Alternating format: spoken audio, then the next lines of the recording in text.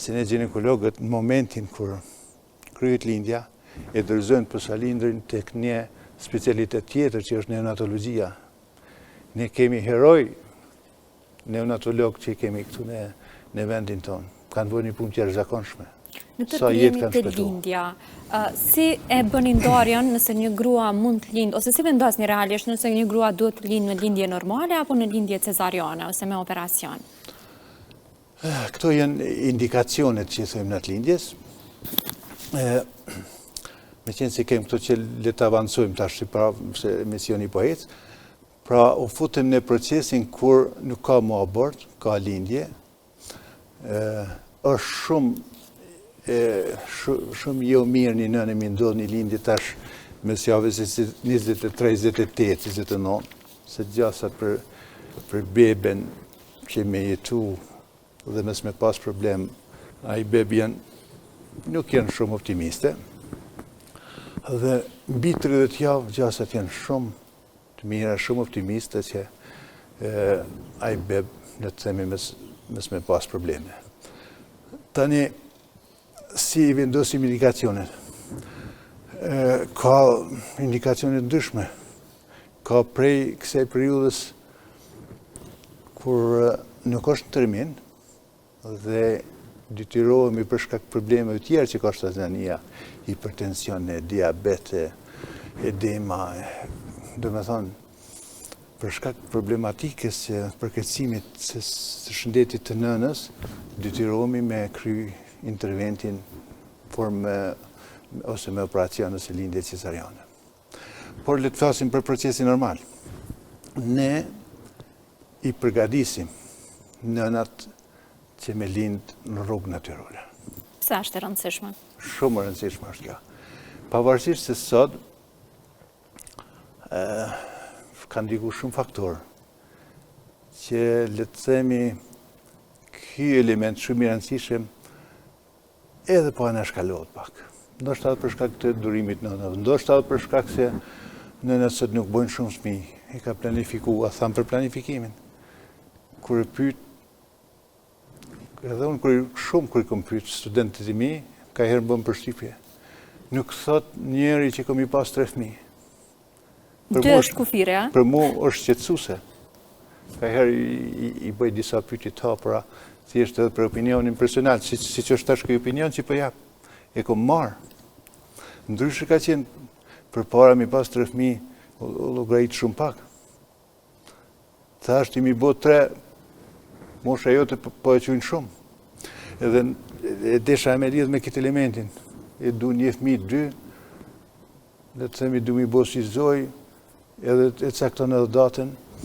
Në shteti shumë mirë që është si një halkë mbrojtëse. Nuk e plotëson këtë vullnet.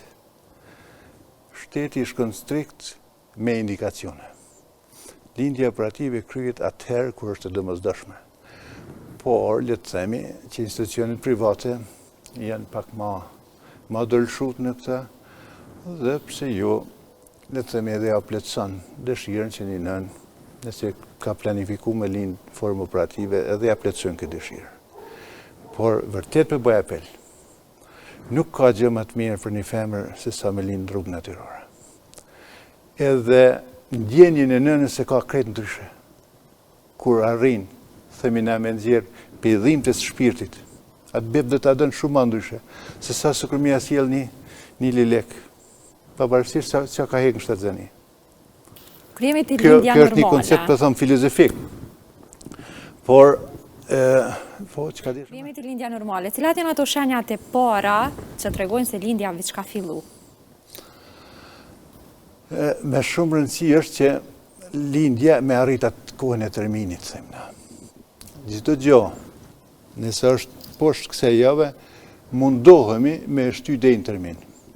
Por në momentin kur veç një nën është fut në termin, vetë trupi, vetë fiziologjia e përgadit për lindjen, por aktivizohen vetë natyra. Tani, cilat që në shëjet e para që kjo nën i ndin, mas pari i fillojnë dhimbje në fund barku, dhimbje shpine, që nuk janë dhimbjet e vërteta të lindjes, po janë sinjalet e para që ky proces ka fillu. Ndoshta këto i fillojnë edhe disa javë përpara. Por le të themi që këtë nën nuk e lojnë rahat, nuk e lojnë me boma gjumqet. I tregojnë që duhet më përgatit për lindje. Madje ne shumë herë kur nënat veçën tërmeni, i thojmë, ecni, punoni, pastroni, kur është në tërmen, kur është sidomos tek java 40. S'ka nevojë një nën që veç me nejtë shtratë, o bubudhimjet. Se vetë lëvizje, vetë aktiviteti e mundëson që forcat e kontraksionit mitrës më aktivizu. Dhe gradualisht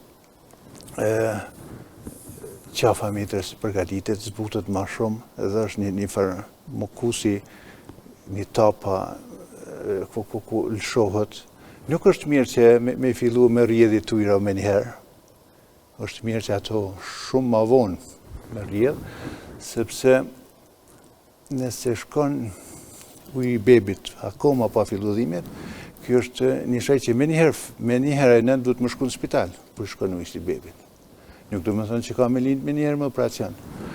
Por në radhë të parë sigurohemi që mos eventualisht ka ndodhur një gjë e keqe, si që është kalimi i kordonit umbilikal, ai vrushkulli i ujit e ka nxjerrë në qafën e mitrës atë kordonin, dhe kjo është një gjë shumë e keqe, do më thonë mund të rrezikon jetën e bebës. Prandaj një femër kur i shkon uji i bebës, me njëherë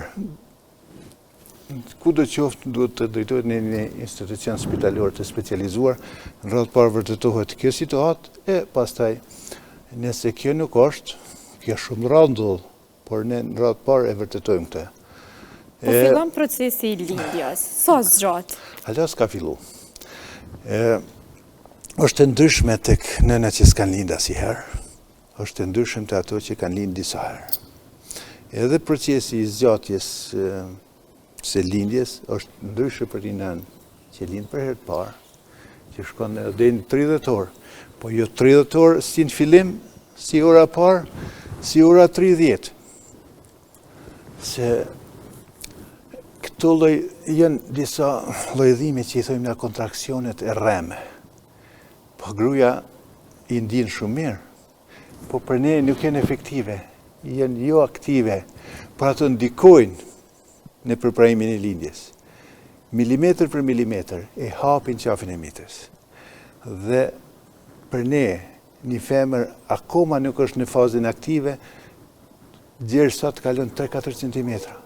Ndoshta as nuk e pranojmë në spital.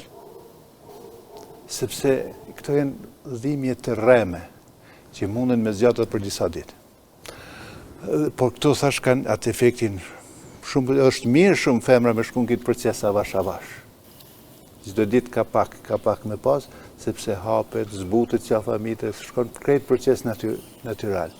Kështu duhet të ndodhë edhe shkencërisht për më shijue edhe më përjetue sa më mirë edhe më shku sa më mirë një lindje tek një nënë.